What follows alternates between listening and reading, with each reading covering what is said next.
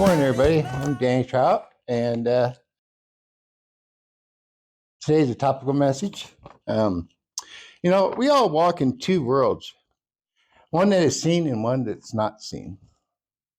And God has given us things that we can see to help us understand the things we can't see. And the title of my message is The Original Choice. The Original Choice. Colossians 1:16 says, "For by him all things were created that are in heaven and that are in earth, visible and invisible, whether thrones or dominions or principalities or powers, all things were created through him and for him." Now, sometimes to understand our walk with God, we need to see the things we cannot see. Today, I'm your tour guide.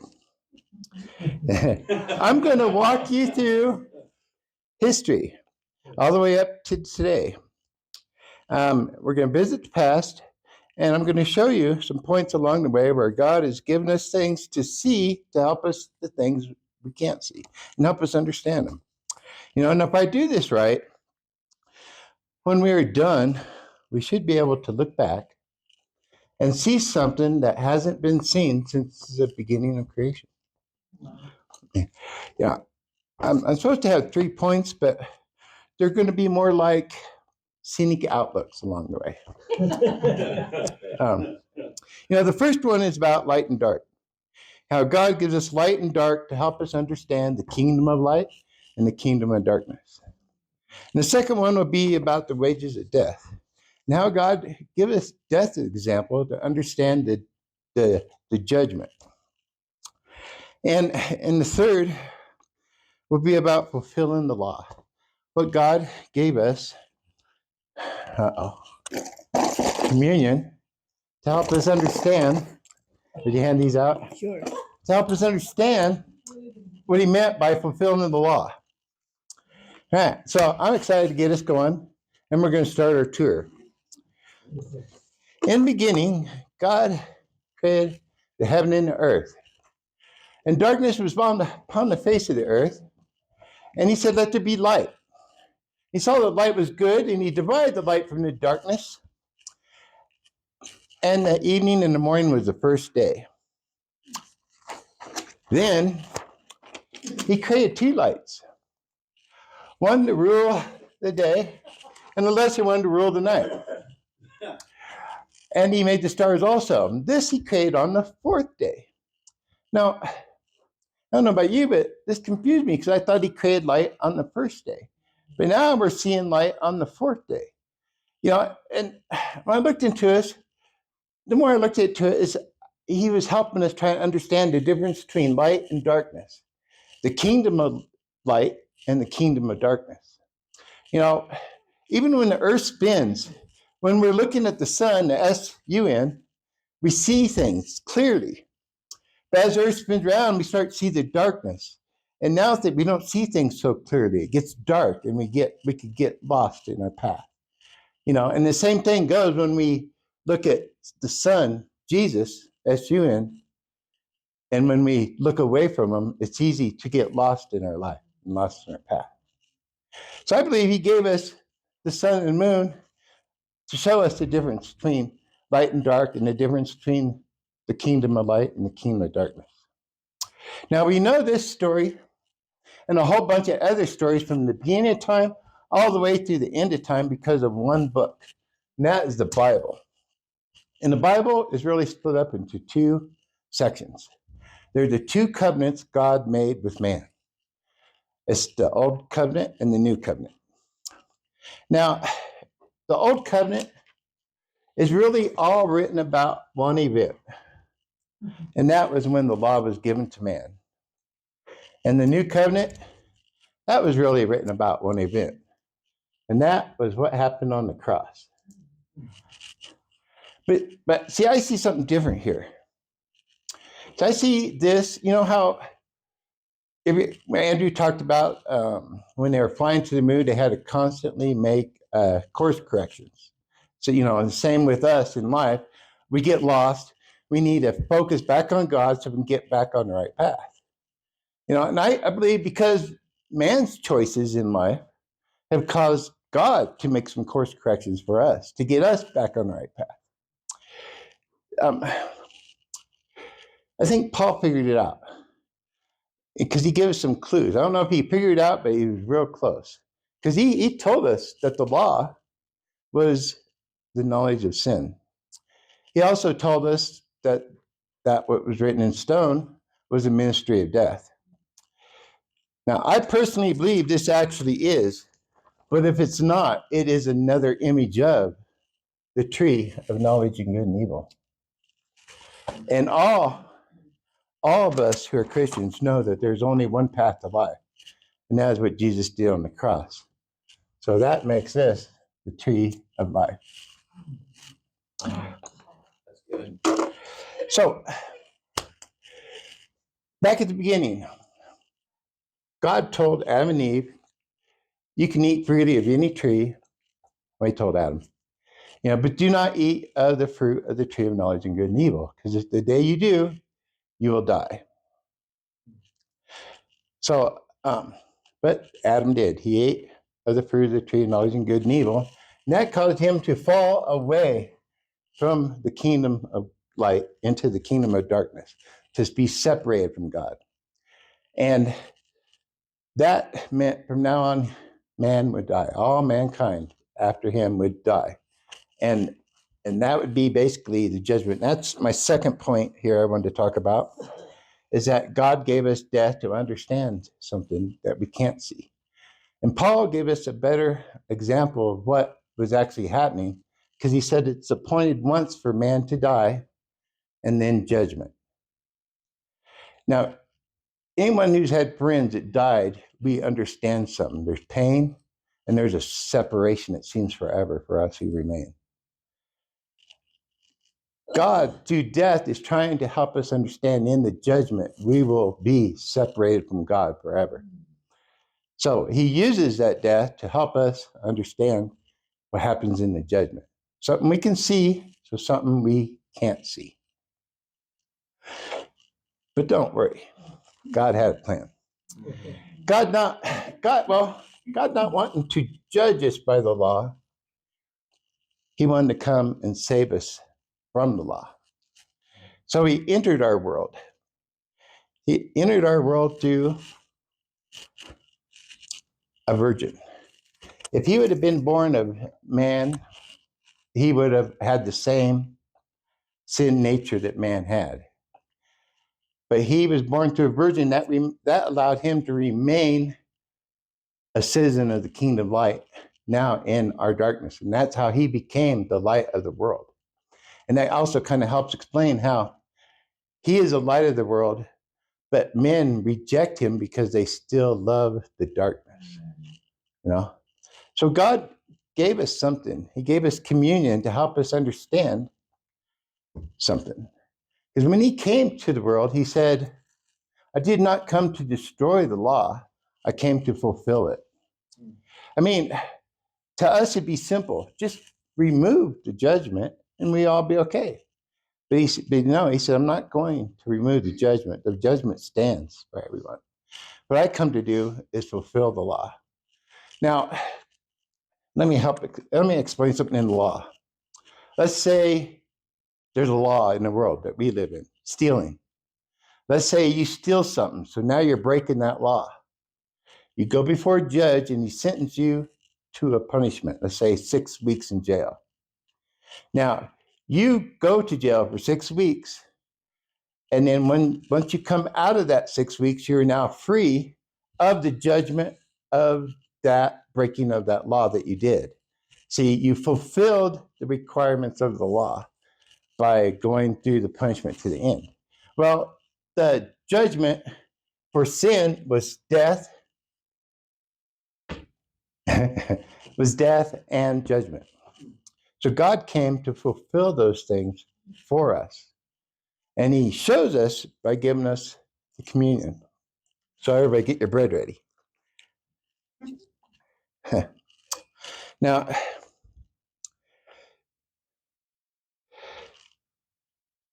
he said, first he gave thanks. No, yet. First, he gave thanks, and he said, he broke here. He said, "This is my body, which is broken for man." Now, I had a friend in first year who always used to get upset with this because he said Jesus had no broken bones. But we need to understand something. When Adam was first created, he was in a body that wasn't broken. When he ate of the fruit of the tree of knowledge of good and evil, his body was now broken and is destined to die. Jesus is in a sinless body in our world. He's in a body that will not die. But he gave that up to be broken, to be set in motion, a process of dying. Some people can get a life-threatening injury that will cause them to die. They might not die that instant, but the process of death is started, and eventually they'll die. Simply, that's what happened to all of us when we're born in this world. We are set in a motion to die, even though we think we're growing, we do, but we get to a point, our body starts dying. So I think we overlook the body that he gave to us. But he gave to us so that it could be broken in our place. It could take the place of the judgment of death. So he asked us to share this communion with him so that we can remember the things he did for us. And I think a lot of people mix the body and the wine together. And if you really read the Bible, he clearly separates them. There's two separate events going on. And if you see what happened to Jesus, is what happened to him before he went to the cross, is when he was flogged. And also written in the Bible is by his stripes we are healed. So in that flogging, I believe that's when his body was broken for us. But let us break the bread in memory of the things that he did for us, and let us share and eat.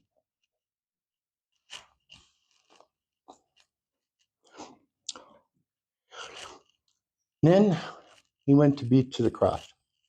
And that's what the wine is for. Don't worry, it's grape juice.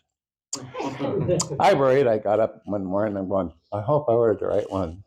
So I had to drink one just to make sure.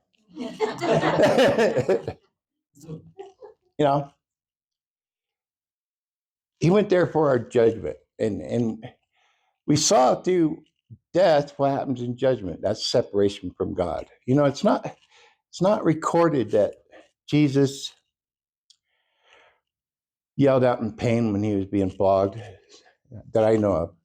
It's not recorded that he yelled out in pain when he was being nailed to the cross, but it is recorded he did cry out in pain.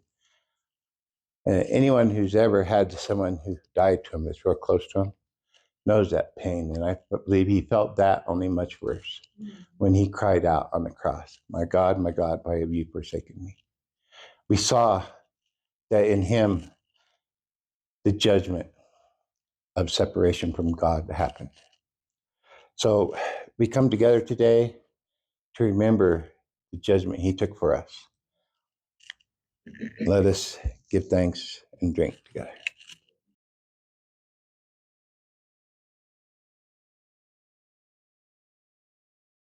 Now, let me do a little fast recap here. I know it's a little out of order, but there's a reason. So in the beginning, I believe God gave us the example of sun and the darkness of sky to help us understand the light and the darkness, the two kingdoms that we actually walk in today. We either walk in one or the other. We don't, and he helps us understand how to walk in one is that we keep our focus on the sun. And because of Adam's sin, and he told us that the judgment of Adam's sin would be death, we see that through death, there's a separation not only of man, but in the judgment after, there's a separation from God. And then in communion, God shows us what Jesus did for us, or what he did for us, that he took upon the punishment of the sin, the wages of sin for us, so that now in this world, the judgment, the death, and the separation from God has taken place for us, So now in Christ, we can now be dead to this world and be free of the prison they're in, and now be reborn into the kingdom of light.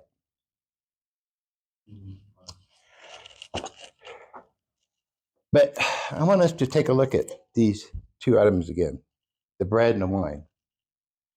Okay? Jesus said something that was really interesting. He was talking to the disciples in another story, but he was talking to them about false prophets. He said, beware of false prophets. He goes, you will know them by their fruits. Well, he was saying is their actions will reveal who they truly are. Well, this bread represents the body Jesus gave for us. This wine represents the blood he shed for us. This reveals his true actions for us, love. It also shows us something else. For if actions are fruit, that means these are the fruit of the tree of life. Wow. So now we can look back and see something that we haven't seen since the beginning of time. I'm going to tell you something that God spoke to us a long time ago, but you didn't know it was for you until today. You are free to eat the fruit of any tree. Let me translate that for you. You're free to choose any profession by which means to work, make a living, and feed yourself. And you also have the choice of eating from the fruit of the tree of knowledge and good and evil, or eating from the fruit of the tree of life. One thing we have, Adam and Eve didn't have, is we have a book of 1,000 reasons not to live by this tree. But so many of us go here every day. We go here and we say, this is my standards. I must live up to them. Is that what you've done today? Did you do that this week? Did you do that this month? Have you done it this year? Have you gone here and said, are we like Peter? Even if all these other people sin, I will never sin, Lord. But then we never forgive ourselves because we can't stand up to the standards of this. God doesn't want us to live by the law. He wants us to live by what he did for us. There's another piece of fruit here. It's the word he gave us. He's given us everything we need to be transformed into the image he wants us to live, a citizen of the kingdom of light. The second law here says, thou shalt not make, idols. I think, most verses have higher meanings. Some translation says, do not make an image of God out of stone. But that's exactly what this is, an image of stone. See, I think the higher meaning of that commandment says, don't let us make this our image of God, because that's an image of judgment. God is not an image. God is not a God of judgment. He did everything to not judge us by the law. He came and gave us our life so that we could live here. Actually, this image is to reveal who we are, a sinner in a world of darkness. Actually, if we try to live by this image, we are actually conforming ourselves to this world. God didn't want us to do that. He wanted us to be transformed, and he gave us everything we needed to be transformed. And my call to action for you guys is, I want you to think about this message. What tree do you go to every day? Are you going to here trying to fix yourself? Truth is, the only thing you fix, you can't fix, and you really just end up covering your faults. So I used to live here and used to think, I can do all things through Jesus Christ. He can give me the strength to say no to sin. But he wanted me to live here whereby I can do all things through Jesus Christ, because over here, he gives me the strength to say, not to say yes to sin. So let's pray.